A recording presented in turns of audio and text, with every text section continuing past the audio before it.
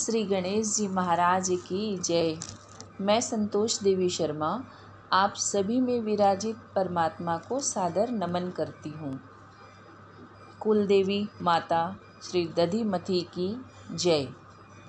या देवी वरदा चराचरमयी मायामयी चिन्मयी शब्द ब्रह्ममयी परात्परमयी ज्योतिर्मयी वाङ्मयी सर्वेश्वर्यमयी महासुखमयी श्रद्धामयी धीमहि पायात् सा जगदम्बिका दधिमती माता सदा श्रीमयी माता सदा वाङ्मयी।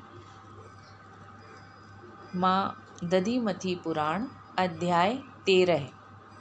वशिष्ठ जी बोले, देवी के उन धिक्कार युक्त वचनों को सुनकर राक्षस विकटासुर भी क्रोध से अपने हित की बात न मानकर अपने मन में सोचने लगा कि अब क्या करना चाहिए। यदि देवी के वचन से मैं युद्ध न करूं तो कैसे भागूं? मेरा भागना निंदा फैलाने वाला होगा। यह न वीर के योग्य है और न धर्म सम्मत ही।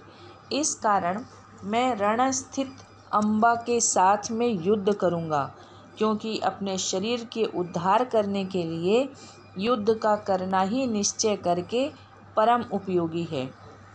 इस प्रकार विचार करके उस विकटासुर ने बड़े जोर से शंख को बजाया और उसने सेना को आज्ञा दी एवं वीरों से कहा कि युद्ध करो। सभी वीर निशाचर स्वामी के उग्र वचन को सुनकर अत्यंत हर्ष के साथ शीघ्र युद्ध करने लगे।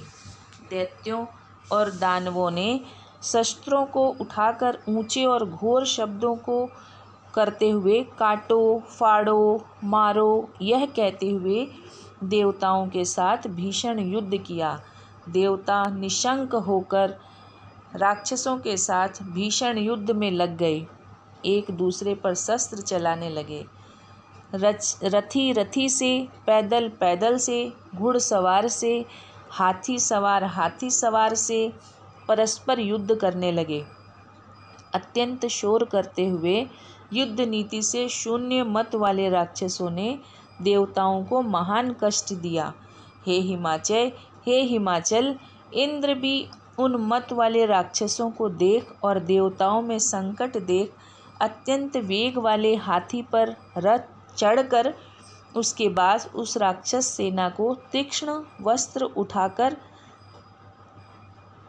मारने लगा। तीक्ष्ण बाणों से दैत्य सेना को काट डाला। इंद्र ने दिव्य अस्त्रों से, शक्तियों से और खड्ग चक्र गदा आदिकों के द्वारा समस्त दानवों को छिन्न भिन्न कर दिया। इंद्र की ऐसी शूरवीरता को राक्षस लोग न सह सके, फिर हिम्मत हार कर युद्ध को छोड़कर भाग गए। असुरों को भागता हुआ देखकर और अपनी सेना को भी चारों दिशाओं में गई देखकर दैत्य ने हंसकर लौट आने के लिए वचन कहे कि आओ और मेरे उत्तम वचन सुनो। कौन विद्वान इस प्रकार की परम श्रेष्ठ मृत्यु को नहीं चाहता है, जिससे इस संसार में यश प्राप्त होता है और परलोक में स्वर्ग मिलता है। इस प्रकार धर्म और नीति से युक्त वचन वह बोला, किंतु भयभीत राक्षसों ने नहीं माना और भाग गए। उस अनाथ दैत्य सेना को पीछे से मारता हुआ देखकर विकटासुर क्रोध से फड़क उठा। दैत्यराज विकटासुर अत्यंत शीघ्रता से देवताओं की सेना को हटाने लगा और अनेक निंद्य वाक्यों से उन्हें अपमानित करने लगा। यदि हृदय में श्रद्धा और धैर्य है तो प्राणों के मोह को छोड़कर थोड़ी देर मेरे युद्ध को देखो। इस प्रकार अपने क्रोध भरे वाक्यों को कह कर जोर से उसने त्रिशूल घुमाया तथा भीषण शब्द किया, जिससे देवता मूर्छित हो गए। फिर मदमस्त हाथी की तरह निडर विकटासुर भी अकस्मात त्रिशूल उठाकर देवताओं को पांव से कुचलने लगा। यह घृणित कर्म देखकर इंद्र अत्यंत क्रोधित हो गए। गदा को बहुत तेजी से घुमाकर अत्यंत वेग से दैत्यराज की छाती पर फेंकी। दैत्यराज ने हंसते हुए उसे बाएं हाथ से पकड़ लिया और शीघ्र ही उसे अपने पराक्रम से घुमाकर दैत्यराज ने ऐरावत हाथी को मारा। उस गदा के प्रहार से ऐरावत हाथी का गंडस्थल क्षत विक्षत हो गया और जिस तरह गेरू के पहाड़ से जल गिरता है उसी तरह रुधिर गिरने लगा। फिर अति बलवान इंद्र भी बहुत क्रोधित हुआ और 100 धार वाले तेज वज्र को उठाकर घुमाने लगा। उसको घुमाता हुआ देखकर विकटासुर क्रोध से भर गया और गदा को उठाकर वेग से बार बार घुमाने लगा। वज्र के लगने से पहले आसुर ने हाथ की चतुराई से इंद्र के बाएं हाथ पर गदा मारी, जिससे भुजा जर्जर हो गई और वज्र पृथ्वी पर गिर गया। उसको देखकर देवता ऊंचे स्वर से अत्यधिक हाहाकार करने लगे।